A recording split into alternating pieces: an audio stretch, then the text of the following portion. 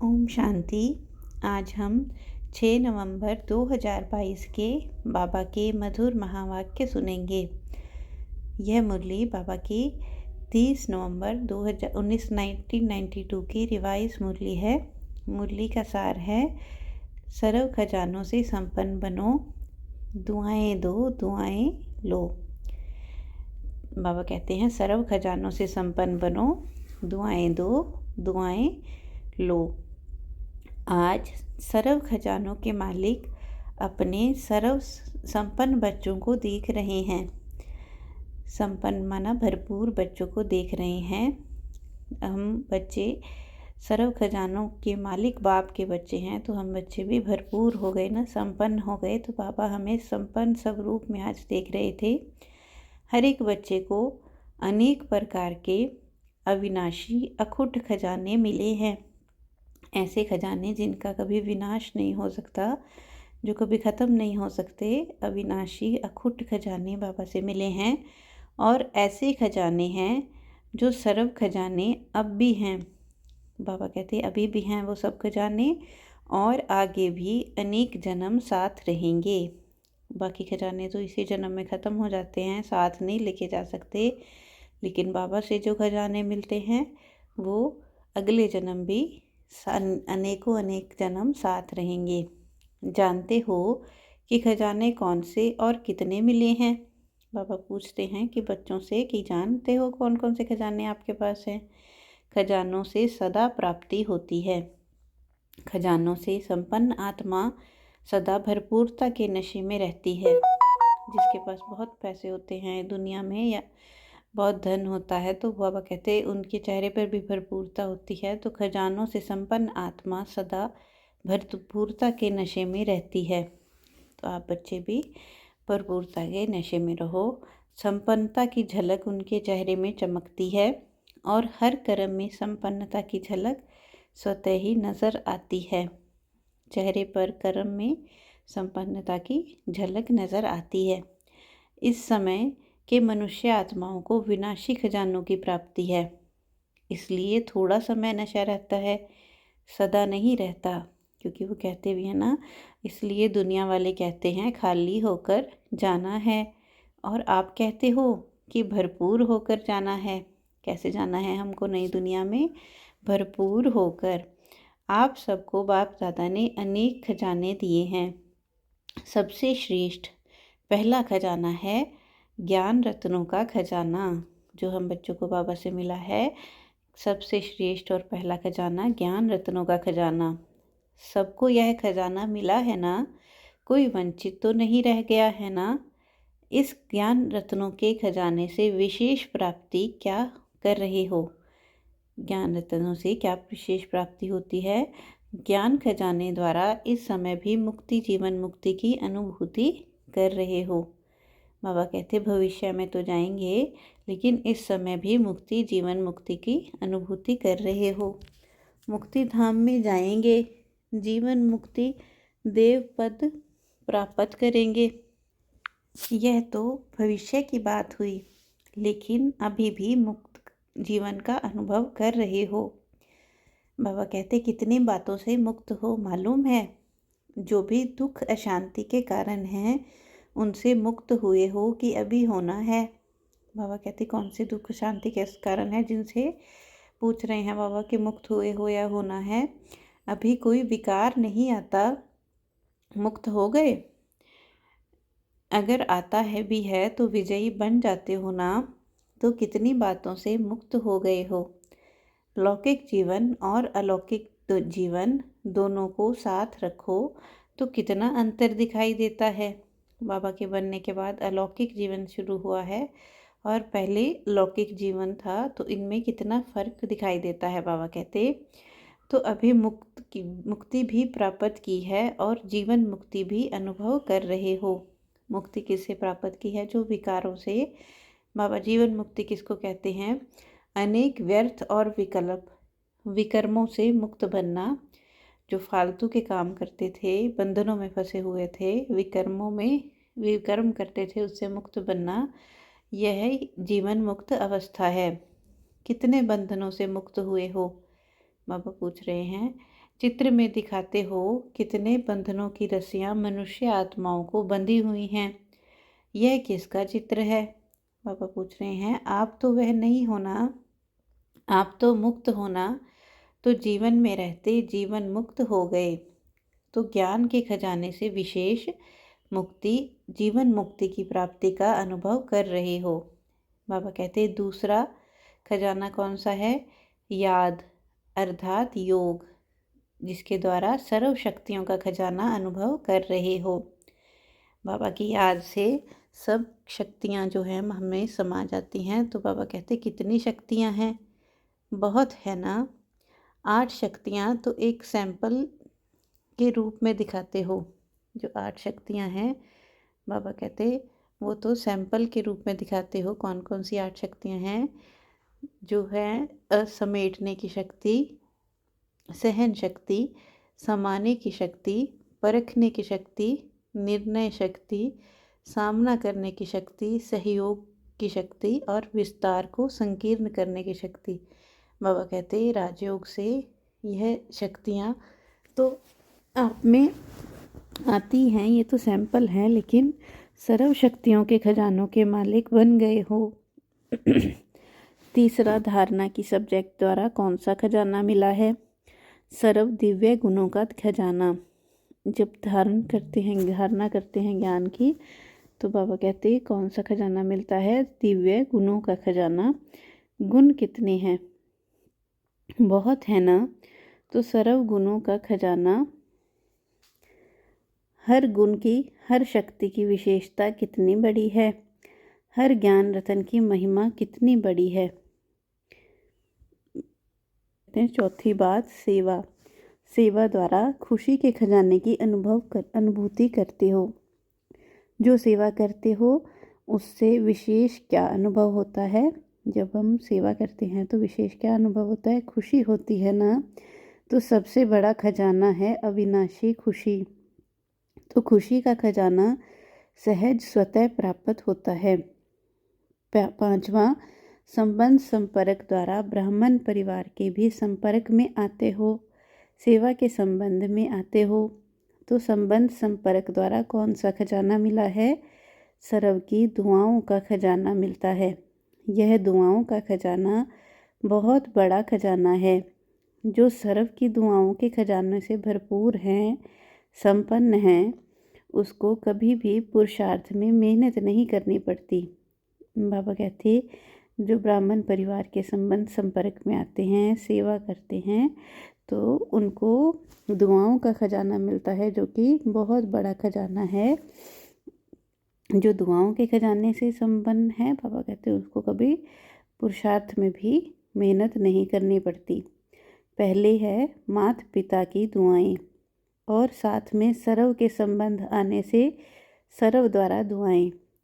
सबसे बड़े ते बड़े तीव्र गति से आगे उड़ने का तेज यंत्र है दुआएं।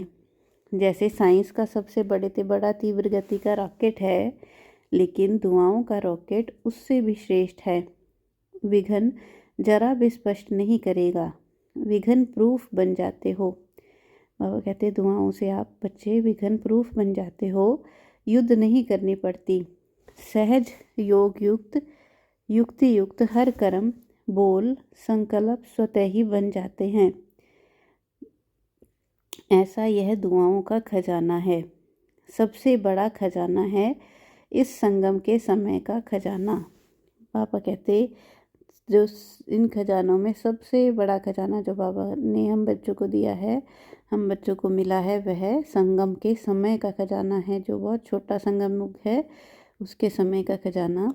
वैसे खजाने तो बहुत हैं, लेकिन जो खजाने सुनाए, सिर्फ इन खजानों को भी अपने अंदर समाने की शक्ति धारण करो, तो सदा ही संपन्न होने के कारण जरा भी हलचल नहीं होगी। बाबा कहते हलचल तब होती है जब खाली हैं। अगर पूरा ऊपर तक कोई बर्तन भरा होता है तो उसमें हलचल नहीं होती। तो हलचल तब होती है जब खाली है। ऐसे भरपूर आत्मा कभी हिलेगी नहीं। तो इन खजानों को चेक करो कि सर्व खजानों में खजाने स्वयं में समाये हैं। इन सभी खजानों से भरपूर हो, वह कोई में भरपूर हो, कोई में थोड़ा भरपूर होना है। कौन कौन से खजाने बाबा ने हमें आज बताए? ज्ञान का खजाना, जिससे जीवन मुक्ति इसी जन्म में अनुभव करते हैं। योग अर्थात याद का खजाना, जिससे सर्व शक्तियों की प्राप्ति होती है। धारणा अर्थात जिससे दिव्य गुणों की प्राप्ति होती है। सेवा से खुशी की प्राप्ति होती है। और ब्राह्मण आत्माओं के संबंध संपर्क से, सेवा से सर्व की दुआएं मिलती हैं। तो दुआओं को खजाना, बाप की दुआएं मिलती हैं, माता पिता की दुआएं मिलती हैं, तो दुआओं का खजाना। और संगम युग के समय का खजाना। तो बाबा कहते, खजाने मिले तो सभी को है ना, एक द्वारा एक जैसे खजाने सभी को मिले हैं, अलग अलग को नहीं बांटा है ना। बाबा ने सबको एक जैसे खजाने दिए हैं। एक को लाख, दूसरे को करोड़ दिया हूँ, ऐसा तो नहीं है ना। लेकिन एक है सिर्फ लेने वाले, जो मिलता है लेते भी हैं, लेकिन मिला और खाया पिया मौज किया और ख़त्म किया। दूसरे हैं मिले हुए खजानों को जमा करके खाया पिया मौज भी किया और जमा भी किया। और तीसरे हैं जमा भी किया खाया पिया भी, लेकिन मिले हुए खजाने को और बढ़ाते जाते हैं। बाप के खजाने को अपना खजाना बनाए बढ़ाते जाते, तो देखना है कि मैं कौन हूँ, पहले नंबर, दूसरे नंबर व तीसरे नंबर, जमा करने वाला और बढ़ाने वाला हूँ। तो बाबा कह रहे हैं कि चेक करना है खुद को। जितना खजाने को स्वयं सब के कार्य में व अन्य की सेवा के कार्य में यूज़ करते हो, उतना खजाना बढ़ता है। जब खजाने को यूज़ करते हैं तो खजाना बढ़ता है। दुनिया के खजाने तो ख़त्म होते हैं, यह यूज़ करने से बढ़ता है अविनाशी खजाना। खजाना बढ़ाने की चाबी है यूज़ करना, पहले अपने प्रति। जैसे ज्ञान के एक एक रतन को समय पर अगर सब प्रति यूज़ करते हो, तो खजाना यूज़ करने से अनुभवी बन जाते हो। और खजाने की प्राप्ति है वह जीवन में अनुभव की, जो खजाने की प्राप्ति है वह जीवन में अनुभव की अथॉरिटी बन जाती है। बाबा कहते हैं जब ज्ञान के एक रत्न को भी आप अनुभव करते हो, तो उससे अनुभव का खजाना, अनुभव उसकी अथॉरिटी बन जाते हो, तो खजाना बढ़ जाता है। तो अथॉरिटी का खजाना ऐड अर्थात जमा हो जाता है, तो बढ़ गया ना। सिर्फ सुनना और बात है। जब बाबा का ज्ञान सुन लिया तो वो अलग बात है। सुनना माना लेना नहीं है। लेना कैसे? बाबा कहते हैं समाना और समय पर कार्य मिलाना, यह है लेना। सिर्फ बाबा से ज्ञान रतन सुनना, यह है बाबा ज्ञान रतन लेना नहीं है। ज्ञान रतन को समा लेना और उसको टाइम पे काम मिलाना, इसको कहते हैं बाबा लेना। सुनने वाले क्या करते हैं और समाने वाले क्या करते हैं, दोनों में महान अंतर है। सुनने वालों का, बाबा कहते हैं सुनने वालों का बाप दादा दृश्य देखते हैं तो मुस्कुराते हैं। सुनने वाले समय पर परिस्थिति प्रमाण व विघ्न प्रमाण, समस्या प्रमाण पॉइंट को याद करते हैं कि बाबा ने इस विघ्न को पार करने के लिए ये पॉइंट्स दी हैं, ऐसा करना है, ऐसा नहीं करना है, रिपीट करते याद करते रहते हैं। बाबा कहते सुनने वाले तो विघ्न के समय रिपीट करते हैं, याद करते हैं पॉइंट को कि क्या करना है क्या नहीं करना है। एक तरफ पॉइंट रिपीट करते रहते, दूसरी तरफ वशीभूत भी हो जाते हैं, माया के वश में आ जाते हैं। बोलते हैं ऐसा नहीं करना है, यह ज्ञान नहीं है, यह दिव्य गुण नहीं है, समाने की शक्ति धारण करनी है, किसको दुख नहीं देना है। बाबा कहते रिपीट भी करते रहते हैं लेकिन फेल भी होते रहते हैं। बस पॉइंट को याद करते रहते हैं, समाते नहीं हैं, पॉइंट को धारण नहीं करते हैं, यूज़ नहीं करते हैं। अगर उस समय भी उनसे पूछो कि ये राइट है, तो जवाब देंगे राइट है नहीं, लेकिन हो जाता है। बोल भी रहे हैं, भूल भी रहे हैं, तो उनको क्या कहेंगे? सुनने वाले। सुनना बहुत अच्छा लगता है, पॉइंट बड़ी अच्छी शक्तिशाली है, लेकिन यूज़ करने के समय अगर शक्तिशाली पॉइंट्स ने विजयी नहीं बनाया, वह आधा विजयी बनाया, तो उसको क्या कहेंगे? सुनने वाले कहेंगे ना। समाने वाले, जैसे कोई परिस्थिति या समस्या सामने आती है तो त्रिकालदर्शी स्थिति में स्थित हो स्वस्थिति द्वारा परिस्थिति को ऐसे पार कर लेते हैं कि जैसे कुछ था ही नहीं। बाबा कहते सुनने वाले तो जस्ट रिपीट करते रहते हैं, लेकिन समाने वाले जब कोई समस्या आती है तो त्रिकालदर्शी स्थिति में स्थित हो, माना तीनों कालों के ज्ञान से, ड्रामा के ज्ञान से परिस्थिति को ऐसे पार कर लेते हैं जैसे कोई विघ्न था ही नहीं। इसको कहा जाता है समाना, अर्थात समय पर कार्य में लाना। समय पर मान हर शक्ति को, हर पॉइंट को, हर गुण को ऑर्डर से चलाना। जैसे कोई स्थूल खजाना है तो खजाने को स्वयं खजाना यूज़ नहीं करता, लेकिन खजाने को यूज़ करने वाले मनुष्य आत्मा हैं, जो जब चाहे, जितना चाहे, जैसे चाहे वैसे यूज़ कर सकती हैं। ऐसे यह भी जो सर्व खजाने सुनाए, उनके मालिक कौन? आप हो व दूसरे हैं? मालिक है ना। मालिक का काम क्या होता है? खजाना उसको चलाए या वो खजाने को चलाएं? बाबा पूछ रहे हैं। तो मालिक जो होता है, ऐसे हर खजाने को मालिक बन समय पर ज्ञानी अर्थात समझदार, नॉलेजफुल, त्रिकालदर्शी होकर खजाने को कार्य में लगाओ। ऐसे नहीं कि समय आने पर ऑर्डर करो सहन शक्ति को और कार्य पूरा हो जाए फिर सहन शक्ति आए। जो पॉइंट जो है वो यूज़ भी समय पर बाबा कहते करना है। समाने की शक्ति जिस समय जिस विधि से चाहिए उस समय अपना कार्य करे। ऐसे नहीं समाया तो सही, लेकिन थोड़ा थोड़ा, फिर भी मुख से निकल गया।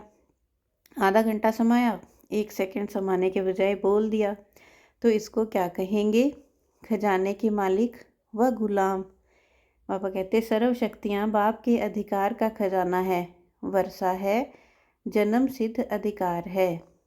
बाबा ने जो सर्व शक्तियाँ दी हैं वो बच्चों का अधिकार है, वर्षा है, तो जन्म सिद्ध अधिकार का कितना नशा होता है। छोटा सा राजकुमार होगा, क्या खजाना है उसको पता भी नहीं होगा, लेकिन थोड़ा ही स्मृति में आने से कितना नशा रहता कि मैं राजा का बच्चा हूँ। तो यह मालिकपन का नशा है ना। तो खजानों को कार्य में लाओ। बाबा कहते आप तो कितने श्रेष्ठ आत्मा हो, सर्व खजानों से संपन्न, सर्व खजानों के मालिक के बच्चे हो, तो कितना नशा रहना चाहिए। तो खजानों को कार्य में लगाओ। कार्य में कम लगाते हो, खुश रहते हो, भरपूर है, सब मिला है। वो कहते नशा तो रहता है आप बच्चों को, लेकिन कार्य में लगाना, उससे स्वयं को भी प्राप्ति कराना और दूसरों को भी प्राप्ति कराना, उसमें नंबरवार बन जाते हैं। नहीं तो नंबर क्यों बने? जब देने वाला भी एक है, देता भी सबको एक रस है, फिर नंबर क्यों? तो लेने वाले के कारण नंबर बनते हैं। तो बाप दादा ने देखा खजाने तो बहुत मिले हैं, भरपूर भी सभी हैं, लेकिन भरपूरता का लाभ नहीं लेते। जैसे लौकिक में भी कईयों को धन से आनंद व लाभ प्राप्त करने का तरीका आता है, और कई के पास होगा भी बहुत धन, लेकिन यूज़ करने का तरीका नहीं आता, लॉकर में पड़ा रहता है, यूज़ नहीं करते हैं, इसलिए होते हुए भी जैसे कि है ही नहीं। तो अंडरलाइन क्या करना है?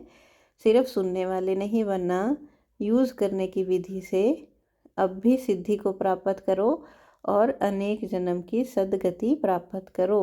बाबा ने कहा खजानों को यूज़ करो, विधि से उनके मालिक बनो, पड़ा नहीं रे खजाना। दिव्य गुण भी बाप का वर्षा है, तो प्राप्त हुए वर्षे को कार्य में लगाना क्या मुश्किल है? जब सब मिल गया उसको सिर्फ कार्य में लगाना है, तो बाबा कहते क्या मुश्किल है? ऑर्डर करो। ऑर्डर करना नहीं आता, मालिक को ऑर्डर करना आता, कमज़ोर को ऑर्डर करना नहीं आता। वह सोचेगा कहूँ व नहीं कहूँ, पता नहीं मदद मिलेगी व नहीं मिलेगी। जो कमज़ोर हैं उनको ऑर्डर करना नहीं आता। अपना खजाना है ना, बाप का खजाना अपना खजाना है या बाप का है और हमारा नहीं है? बाप ने किस लिए दिया? अपना बनाने के लिए दिया या सिर्फ देखकर खुश होने के लिए दिया? कर्म में लाने के लिए मिला है। बाबा कहते रिजल्ट में देखा जाता है कि सभी खजानों को जमा करने की विधि कम है। ज्ञान का अर्थ भी यह नहीं कि पॉइंट रिपीट करना या बुद्धि में रखना। ज्ञान अर्थात समझ, त्रिकालदर्शी बनने की समझ, सत्य असत्य की समझ, समय प्रमाण कर्म करने की समझ, इसको ज्ञान कहा जाता है। समझ आ जाए कि हर कर्म कैसे करना है, क्या सही है क्या गलत है, ड्रामा का राज सब बुद्धि में धारण हो जाए, उसको बाबा कहते ज्ञान है। अगर कोई इतना समझदार भी हो और समय आने पर बेसमझी का कार्य करे तो उसको ज्ञानी कहेंगे, और समझदार अगर बेसमझ बन जाए तो उसको क्या कहा जाएगा? बेसमझ को कुछ कहा नहीं जाता, लेकिन समझदार को सभी इशारा देंगे कि यह समझदारी है। जो बिल्कुल हो ही बेसमझ उसको तो कोई कुछ नहीं कहता बाबा कहते, लेकिन जो समझदार हो फिर भी बेसमझी करे तो उसको सब लोग कहेंगे कि क्या यह समझदारी है। तो ज्ञान का खजाना धारण करना, जमा करना अर्थात हर समय, हर कार्य, हर कर्म में समझ से चलना। समझा? तो आप महान समझदार होना। ज्ञानी तू आत्मा हो या ज्ञान सुनने वाली तू आत्मा हो? बाबा कहते ज्ञान सुनने वाली आत्मा हो या ज्ञान को धारण करने वाली, समझ रखने वाली आत्मा हो। चेक करो कि ऐसे ज्ञानी तू आत्मा कहाँ तक बने हैं। प्रैक्टिकल कर्म में, बोलने में, सब में कहाँ तक बने हैं। ऐसे तो सबसे हाथ उठवाओ तो सब कहेंगे हम लक्ष्मी नारायण बनेंगे। कोई नहीं कहेगा कि हम राम सीता बनेंगे, लेकिन कोई तो बनेंगे ना। बाबा कहते सभी कहेंगे हम विश्व महाराजन बनेंगे। अच्छा है, लक्ष्य ऐसा ही ऊंचा रहना चाहिए, लेकिन सिर्फ लक्ष्य तक नहीं, लक्ष्य और लक्षण समान हो। जो लक्षण हैं वो भी बाबा कहते लक्ष्य के समान हो। लक्ष्य हो विश्व महाराजन और कर्म में एक गुण या एक शक्ति भी ऑर्डर नहीं माने तो यह विश्व महाराजा कैसे बनेंगे? बाबा कहते अपना ही खजाना अपने ही काम में नहीं आए तो विश्व का खजाना क्या संभाल लेंगे? जब पूरे विश्व के महाराजा बन जाएंगे तो सारा खजाना है बाबा कहते कैसे संभाल लेंगे? अभी तो खुद का खजाना ही नहीं संभाल पा रहे। तो इसलिए सर्व खजानों से संपन्न बनो और विशेष वर्तमान समय यही पुरुषार्थ करो कि सर्व से, बाप दादा से हर समय दुआएं लेते रहें। दुआएं किसको मिलती हैं? जो संतुष्ट रहे, सबको संतुष्ट करें। जहाँ संतुष्टता होगी वहाँ दुआएं होंगी। और कुछ भी नहीं आता तो कोई बात नहीं, भाषण नहीं करना आता कोई बात नहीं, सर्व गुण धारण करने में मेहनत लगती है, सर्व शक्तियों को कंट्रोल करने में मेहनत लगती हो तो उसको भी छोड़ दो। बाबा कहते लेकिन एक बात धारण करो कि दुआएं सबको देनी है और दुआएं लेनी है। कैसे? संतुष्टता से। इसमें कोई मेहनत नहीं करनी पड़ती। करके देखो, एक दिन अमृत वेले से रात तक यही कार्य करो, दुआएं देनी है, दुआएं लेनी है, और फिर रात को चार्ट चेक करो, सहज पुरुषार्थ रहा या मेहनत रही, और कुछ भी नहीं करो, लेकिन दुआएं दो और दुआएं लो, इसमें सब आ जाएगा। दिव्य गुण शक्तियाँ आप पे ही आ जाएंगी। कोई आपको दुख दे तो भी आपको दुआएं देनी है तो सहन शक्ति, समाने की शक्ति होगी ना, सहनशीलता का गुण होगा ना। अंडरस्टूड है? दुआएं देना और दुआएं लेना यह बीज है, इसमें झाड़ स्वतः ही समाया हुआ है।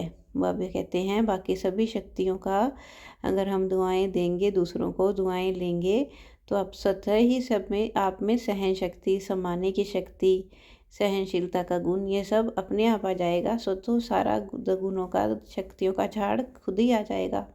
इसकी विधि है, 2 शब्द याद रखो, एक है शिक्षा, दूसरी है क्षमा। क्षमा अर्थात रहम। तो शिक्षा देने की कोशिश बहुत करते हो, क्षमा करना नहीं आता। तो क्षमा करनी है, क्षमा करना ही शिक्षा देना हो जाएगा। जो क्षमा करते हो वो दूसरों को खुद ही शिक्षा मिल जाएगी। बाबा कहते शिक्षा देते हो तो क्षमा भूल जाते हो, लेकिन क्षमा करेंगे तो शिक्षा स्वतः आ जाएगी। शिक्षक बनना बहुत सहज है। सप्ताह कोर्स के बाद ही शिक्षक बन जाते हो। एक हफ्ते का कोर्स किया और पापा कहते शिक्षक बन जाते हो।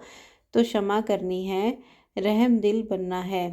शिक्षक बनना तो सहज है, तो बाबा कहते क्षमा करना ज़रूरी है। सिर्फ शिक्षक नहीं बनना, क्षमा करेंगे, अभी से यह संस्कार धारण करेंगे तभी दुआएं दे सकेंगे दूसरों को। और सब अभी से दुआएं देने का संस्कार पक्का करेंगे तो आपके जड़ चित्रों से भी दुआएं लेते रहेंगे। दूसरों का कोई गलत कार्य भी हो तो बाबा कहते अगर जब तक आप उसको क्षमा नहीं करोगे तो उनको दुआएं नहीं दे पाओगे। तो इसलिए उनको क्षमा करना ज़रूरी है दुआएं देने के लिए, तभी हमारे जड़ चित्रों से भी उनको दुआएं मिलेंगी। आपके जड़ चित्रों से जब दुआएं मिलती हैं तो चैतन्य में भी आत्माओं को कितनी दुआएं मिलेंगी। जब बाबा कहते जड़ चित्र से इतनी दुआएं मिलती हैं तो चैतन्य से कितनी मिलेंगी। दुआओं का अखुट खजाना बाप दादा से हर कदम मिल रहा है, लेने वाला लेवे। दुआओं का अखुट खजाना बाबा से हमें हर कदम में मिल रहा है। तो आप देखो, अगर श्रीमत परमान कोई भी कदम उठाते हो तो क्या अनुभव होता है? बाप की दुआएं मिलती हैं ना। अगर श्रीमत से हर कदम चलता है तो पर बाबा की भी हमें दुआएं मिलती हैं। और अगर हर कदम श्रीमत पर चलो तो हर कदम में कितनी दुआएं मिलेंगी। दुआओं का खजाना कितना भरपूर हो जाएगा। भल कोई क्या भी देवे, लेकिन आप उसको दुआएं दो। चाहे कोई क्रोध भी करता है, उसमें भी दुआएं हैं। क्रोध में दुआएं हैं कि लड़ाई है, बाबा पूछ रहे हैं। चाहे कोई कितना भी क्रोध करता है, लेकिन आपको याद दिलाता है कि मैं तो परवश हूँ, लेकिन आप मास्टर सर्वशक्तिवान हो, तो दुआएं मिली ना। बाबा कहते वो आपको आपकी शक्तियाँ याद दिलाता है कि आप मास्टर सर्वशक्तिवान हो, आप शीतल जल डालने वाले हो। तो क्रोधी ने दुआएं दी ना, वह क्या भी करे, लेकिन आप उससे दुआएं लो। बाबा कहते दुआएं देनी तो है ही, क्षमा करना है तो दुआएं देनी है, लेकिन दुआएं लेनी भी हैं। तो बाबा ने जैसे सुनाया कि क्रोधी अगर आपको क्रोध भी करे तो आपको याद दिला रहा है कि आप मास्टर सर्वशक्तिवान हो, आप शीतलता का जल डालने वाले हो। यह दुआएं हो गई उसकी, आपको याद कराया उसने, सुनाया ना। गुलाब के पुष्प में भी देखो कितनी विशेषता है। कितनी गंदी खाद से, बदबू से क्या लेता है? खुशबू लेता है ना। कीचड़े में उगकर भी बाबा कहते हैं गंदी खाद से उगकर भी गुलाब का फूल कितना खुशबूदार बन जाता है। तो उससे भी वह कहते हैं बदबू से भी खुशबू लेता है। गुलाब का पुष्प बदबू से खुशबू ले सकता है, और आप क्रोधी से दुआएं नहीं ले सकते हो। बाबा कहते हैं विश्व महाराजन, गुलाब का पुष्प बनना चाहिए या आपको बनना चाहिए? तो बाबा कहते हैं गुलाब के फूल में इतनी विशेषता है तो विश्व महाराजन क्या गुलाब के फूल को बनना चाहिए या आपको बनना चाहिए? यह कभी नहीं सोचो कि यह ठीक हो तो मैं ठीक हूँ, यह सिस्टम ठीक हो तो मैं ठीक हूँ। कभी सागर के आगे जाकर कहो, हे लहर, आप बड़ी नहीं छोटी हो जाओ, टेढ़ी नहीं जाओ, सीधी आओ। बाबा कहते ऐसा नहीं हो सकता कि सागर को आप कहो कि छोटी बड़ी लहर बनाओ, टेढ़ी सीधी लहर बनाओ। तो बाबा कहते यह संसार भी सागर है, सभी लहरें ना छोटी होंगी, न टेढ़ी होंगी, न सीधी होंगी, न बड़ी होंगी, न छोटी होंगी। तो सारी लहरें अलग अलग होंगी। तो यह आधार नहीं रखो कि यह ठीक हो जाए तो मैं ठीक हूँ। तो परिस्थिति बड़ी या आप बड़े। अगर परिस्थिति ने आपको ठीक किया तो बाबा कहते परिस्थिति बड़ी हुई या आप ठीक हुए, ठीक बड़े हुए, बाप दादा के पास तो सब बातें पहुंचती हैं ना। यह ठीक कर दो तो मैं भी ठीक हो जाऊं, इस क्रोध करने वाले को शीतल कर दो तो मैं शीतल हो जाऊं, इस खिटखिट करने वाले को किनारे कर दो तो सेंटर ठीक हो जाएगा। ऐसे रुझान नहीं करना। आपका स्लोगन ही है, बदला ना लो, बदल कर दिखाओ। वक्त नहीं चेंज होगा, बाबा कहते संसार नहीं चेंज होगा, आप बदलो और बदला नहीं लो किसी से।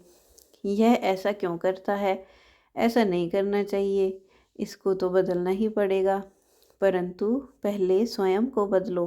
स्व परिवर्तन से विश्व परिवर्तन व अन्य का परिवर्तन, या अन्य के परिवर्तन से स्व परिवर्तन है। बाबा कह रहे हैं स्लोगन तो रॉन्ग नहीं बना दिया कि पहले खुद परिवर्तन होगे तभी विश्व परिवर्तन होगा। ऐसे नहीं होगा कि पहले विश्व परिवर्तन हो फिर खुद परिवर्तन होंगे। क्या करेंगे, खुद को बदलेंगे व दूसरों को बदलने में समय गंवाएंगे। चाहे 1 वर्ष भी लगा कर देखो, सबको नहीं बदलो और दूसरों को बदलने की कोशिश करो। बाबा कहते चाहे 1 साल लगा लो पूरा किसी और को बदलने में, लेकिन समय बदल जाएगा, लेकिन ना आप बदलेंगे ना वो बदलेंगे। समझा? तो बाबा कहते सर्व खजानों के मालिक बनना अर्थात समय पर सर्व खजानों को कार्य में लगाना। अच्छा, सर्व खजानों से संपन्न आत्माओं को, सर्व खजानों को कार्य में लगाने वाले, बढ़ाने वाले ज्ञानी तो आत्माएं बच्चों को सर्व खजानों के मालिक बन समय पर विधि पूर्वक कार्य में लाने वाली आत्माओं, श्रेष्ठ आत्माओं को हर शक्ति हर गुण की अथॉरिटी बन स्वयं में और सर्व में भरने वाली विशेष आत्माओं को सदा दुआओं के खजाने से सहज पुरुषार्थ का अनुभव करने वाली सहज योगी आत्माओं को बाप दादा का याद प्यार और नमस्ते। हम रूहानी बच्चों का भी रूहानी बाप दादा को दिल व जान सिकवा प्रेम से नमस्ते नमस्ते। शुक्रिया बाबा, शुक्रिया हमें सर्व खजानों से सजाने के लिए। वरदान है, साधनों के वशीभूत होने के बजाय उन्हें यूज़ करने वाले मास्टर क्रिएटर भव। साधनों के वशीभूत होने के बजाय उन्हें यूज़ करने वाले मास्टर क्रिएटर भव। साइंस के साधन जो आप लोगों के काम आ रहे हैं, ड्रामा अनुसार उन्हें भी टच तभी हुआ जब बाप को आवश्यकता है। बाबा कहते लेकिन यह साधन यूज़ करते उनके वश नहीं हो जाओ। कोई भी साधन अपनी ओर खींच ना ले। मास्टर क्रिएटर बन क्रिएशन से लाभ उठाओ। अगर उनके वशीभूत हो गए तो वो दुख देंगे। अगर आप उनके वश में आ गए साधनों के तो आपको वो दुख देंगे। इसलिए साधन यूज़ करते भी साधना निरंतर चलती रहे। स्लोगन है, निरंतर योगी बनना है तो हद के मैं और मेरेपन को बेहद में परिवर्तन कर दो। बाबा कहते जो हद का मैं और मेरा है, मैं शरीर, उसको बेहद में परिवर्तन करो। मैं आत्मा और मेरा बाबा, तो इससे निरंतर योगी बन जाएंगे। तो आज बाबा ने हमें सर्व खजानों से संपन्न बनने की विधि बताई। सर्व खजानों से संपन्न बनो, कैसे बनो? दुआएं दो और दुआएं लो। अच्छा, ओम शांति।